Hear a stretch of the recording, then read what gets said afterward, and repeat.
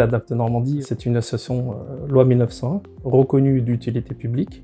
Elle est composée de différents pôles, et notamment d'un pôle travail accompagné, au sein duquel se trouvent quelques établissements et services d'aide par le travail, donc des ESAT, qui ont une vocation en fait à accompagner les personnes sur leur projet de vie et leur projet professionnel, dans le cadre du développement des compétences et d'évolution dans le parcours des personnes qu'on accompagne en situation de handicap.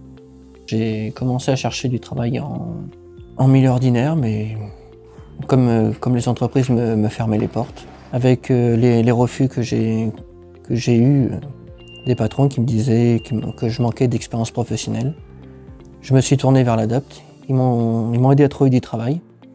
Et grâce à eux, avec les détachements, les mises à disposition, j'espère trouver du travail en milieu ordinaire. Mon parcours a commencé en 2014 à l'entrée à l'ESAT. J'ai fait du conditionnement de vernis, ensuite j'ai fait de la numérisation et ensuite j'ai eu une proposition de contrat pour un remplacement chez Ami 2 en 2022. Je me souviens quand on a rencontré Elodie pour la première fois, tout de suite on s'est dit elle est super, il faut absolument qu'elle vienne chez nous. Elle a accepté, on était très contents, elle a fait des progrès colossaux en 18 mois et on peut être que fiers de ça. Adapte m'a apporté la confiance en moi, vaincre ma timidité, me pousser pour que j'atteigne des objectifs et de l'expérience tout simplement.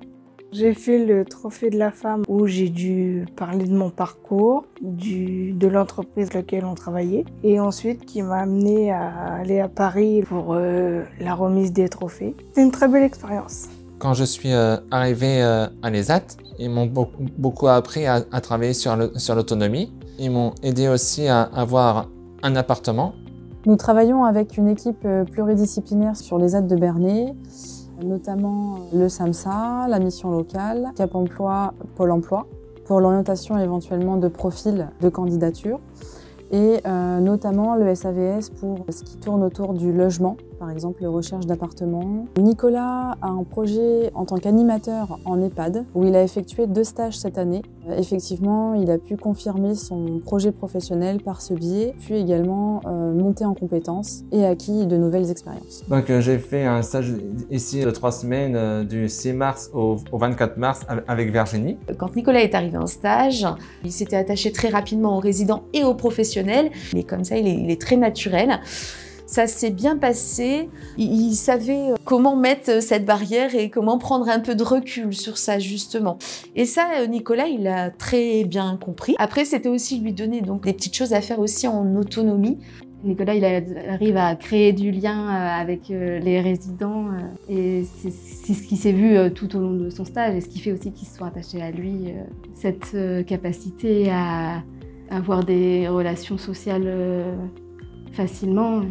On peut proposer un stage en ESAT pour pouvoir évaluer ses compétences, évaluer ses capacités de travail ou encore confirmer par exemple un projet professionnel.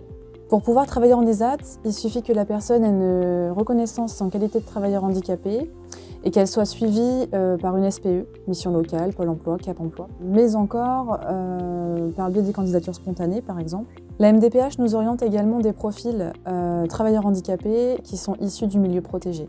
Pour résumer, un ESAT est un tremplin pour les personnes en situation de handicap. Elles exercent une activité professionnelle tout en bénéficiant d'un accompagnement médico-social et éducatif dans un milieu protégé. Par la suite, la personne accompagnée peut se voir proposer le fait d'aller travailler dans le milieu ordinaire de travail.